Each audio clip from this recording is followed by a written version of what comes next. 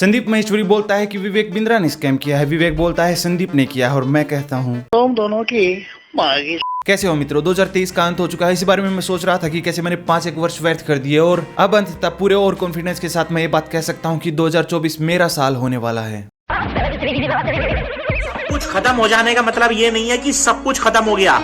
आप ये सोचो ना कि एक बार नए सिरे से फिर शुरुआत होगी और क्या पता हमारा आने वाला कल उस गुजरे हुए कल से और आज से कई लाख गुना ज्यादा बेहतर हो।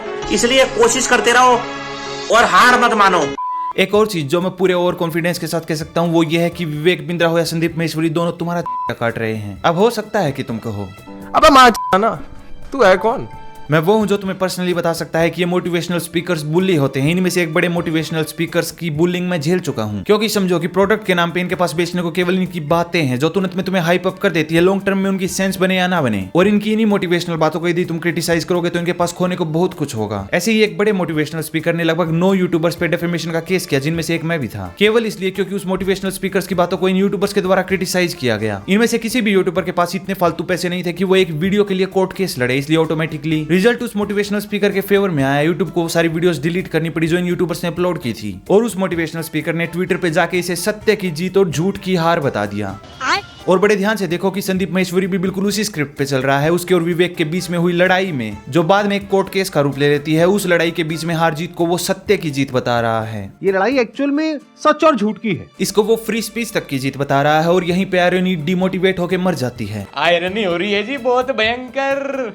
संदीप महेश्वरी और विवेक बिंद्रा के बीच में हुई कंट्रोवर्सी का थोड़ा सा बैकग्राउंड भी समझ लो। सबसे पहले तो ये दोनों ही मोटिवेशनल स्पीकर हैं। तलवार और किस्मत कभी कभी खुलती है। नंबर 2, गरीब और हमेशा दबाए जाते हैं। दोनों ही मोटिवेशनल ट्यूटोरियल बनाते हैं, जैसे कि पड़ोसी के बच्चे को बेच के पैसे कैसे कमाएं। इनके डिमोटिवेशनल कोट्स भी इंटरनेट पे फेमस है, जैसे कि मेरा फेवरेट कोट की आड़ में सक्सेस गई भाड़ में।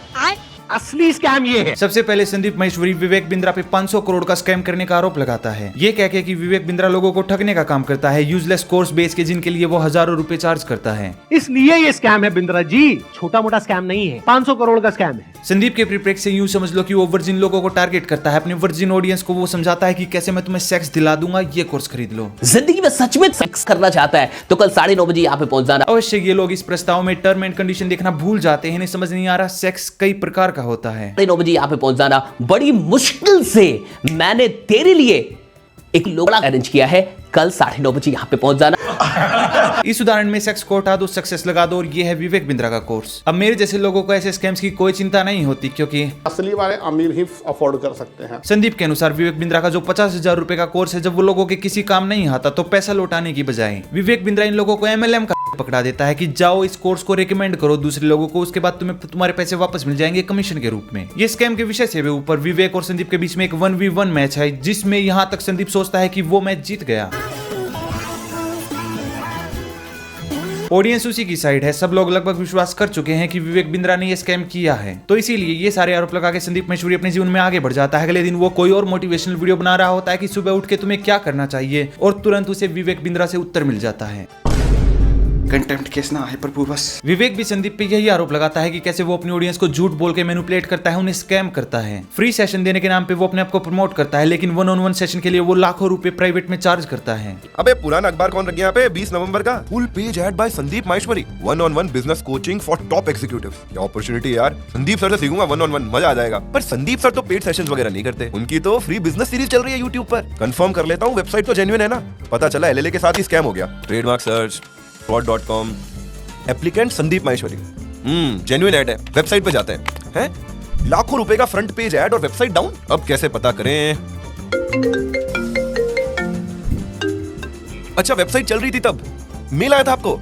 हाँ सर प्लीज मेल भेजो ना मुझे। मेल तो ऑफिशियल है, 1-on-1 session VMS virtual marketing strategy. वाह, लेकिन संदीप सर के बस 2 घंटे। प्राइस देखते हैं। बाप रे, 1-on-1 जूम सेशन का 9 लाख प्लस GST, और संदीप सर को ऑफिस बुलाने का 36 लाख। 1 महीने के सारे सेशन बुक दिसंबर के भी भर रहे। भाई ये है ना अपने लिए नहीं है, किसी बड़े बिजनेसमैन आदमी के लिए है। इससे आगे विवेक बिंद्रा की वाइफ ने विवेक पे पुलिस केस भी कर दिया है, ये कहते हुए कि उसके साथ मारपीट की गई है विवेक द्वारा। ये विवेक है अब विराट चोपड़िया।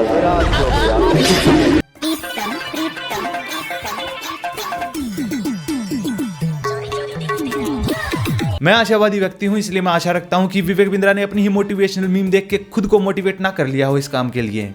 महिला को ऑब्जेक्ट बना दो, मेरे मजे के लिए औरत पैदा हुई है।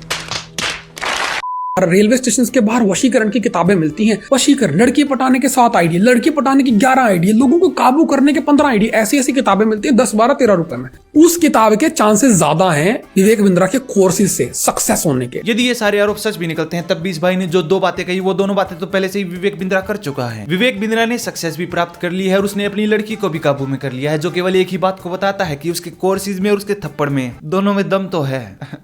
एक बार नहीं, बार बार मुझे धमकियां दी है। यदि ये पत्नी को मारने पीटने वाली बात सच निकलती है, तो मैं समझ सकता हूँ कि संदीप महेश्वरी क्यों उसकी धमकियों से डर रहा था।